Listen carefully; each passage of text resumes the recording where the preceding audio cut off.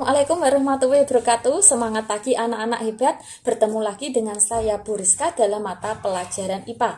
Untuk pada pagi hari ini kita akan membahas tentang interaksi pada makhluk hidup. Tujuan pembelajaran kita yang pertama yaitu mengetahui rantai makanan, yang kedua untuk mengetahui jaring-jaring makanan, dan yang ketiga untuk mengetahui pola interaksi makhluk hidup. Pada minggu kemarin kita sudah belajar tentang komponen ekosistem. Komponen ekosistem terdiri atas abiotik atau benda mati dan biotik yang artinya adalah makhluk hidup. Yuk kita lihat ekosistem sawah berikut. Komponen biotik ekosistem sawah kita bisa melihat ada padi, ada tikus, ada ular sawah, ada elang sawah, dan ada jamur. Untuk padi di sini berperan sebagai produsen atau disebut juga dengan autotrof karena padi mampu menghasilkan makanan sendiri lewat fotosintesis. Untuk tikus sawah, ular sawah, kemudian elang sawah di sini berperan sebagai konsumen atau heterotrof karena berperan sebagai pemakan produsen atau pemakan konsumen lainnya. Ada 3 jenis konsumen, yaitu herbivora yang artinya adalah pemakan tumbuhan, kemudian yang kedua ada karnivora yang artinya pemakan daging, dan yang ketiga ada omnivora atau pemakan segalanya. Untuk jamur di sini berperan sebagai dekomposer atau yang disebut dengan pengurai. Kita intip rantai makanan yang bisa terbentuk dari komponen biotik yang ada di sawah. Ayo, siapa yang tahu yang dinamakan dengan rantai makanan? Rantai makanan adalah proses makan dan dimakan dengan urutan tertentu dari mulai produsen sampai dengan pengurai. Dari rantai makanan tersebut yang berperan sebagai produsen adalah padi, yang berperan sebagai konsumen 1 yaitu tikus sawah, kemudian konsumen 2-nya adalah ular sawah, konsumen ketiganya di sini adalah pengurai, dan yang dekomposernya di sini adalah jamur. Ternyata padi tidak hanya dimakan oleh tikus sawah, padi juga dimakan oleh belalang dan juga ulat. Kita perhatikan setelah ditambah dengan ulat dan belalang, rantai makanan berubah seperti ini. Rantai makanan yang berkumpul seperti ini disebut dengan jaring-jaring makanan. Jadi jaring-jaring makanan adalah kumpulan dari rantai makanan. Jaring makanan tersebut kalau kita uraikan ternyata terdiri atas 9 rantai makanan. Karena burung elang terdapat pada akhir masing-masing rantai makanan, maka burung elang disebut sebagai konsumen puncak. Yuk kita lihat interaksi yang ada di dalam ekosistem sawah tersebut. Interaksi komponen abiotik dan komponen biotik bisa dilihat dari padi yang membutuhkan air dan cahaya matahari untuk melakukan proses fotosintesis.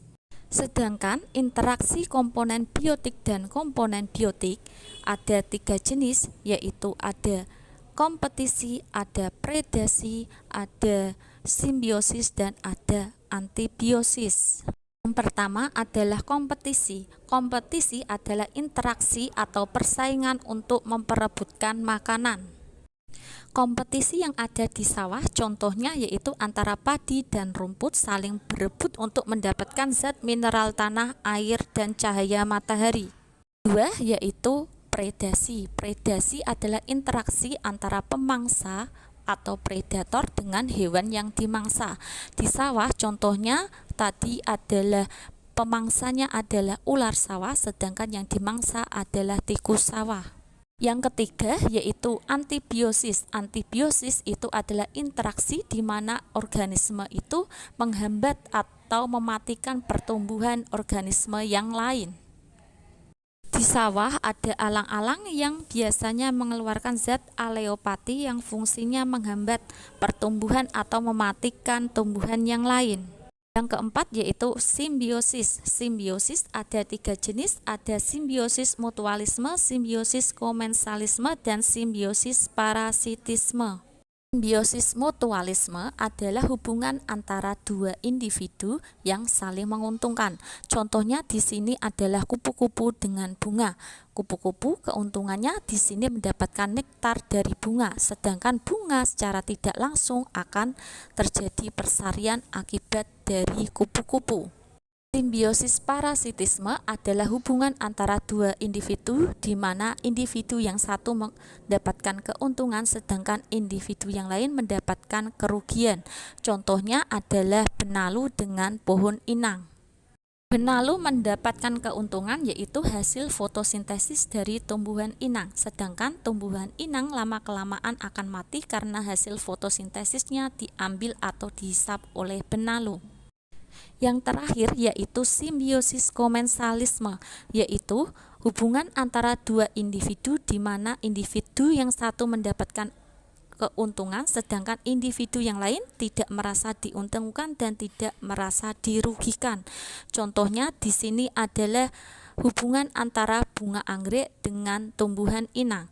Tumbuhan anggrek mendapatkan keuntungan yaitu mendapatkan tempat tinggal dan mendapatkan cahaya yang cukup karena ada di pohon inang, sedangkan pohon inang tidak merasa diuntungkan dan tidak dirugikan karena pohon anggrek atau bunga anggrek bisa melakukan fotosintesis sendiri. Hari ini perhatikan kembali ekosistem yang sudah kalian buat, kemudian buatlah rantai makanan dari ekosistem tersebut, kemudian tentukan yang berperan sebagai produsen, konsumen, dan pengurai. Selamat mengerjakan. Anak-anak, IPA is so easy. Nah, anak-anak jangan lupa kalian segera mengerjakan tugasnya ya. Dan jangan lupa segera dikirim ke Bu Rizka. Selamat belajar dan selamat mengerjakan tugas. Wassalamualaikum warahmatullahi wabarakatuh.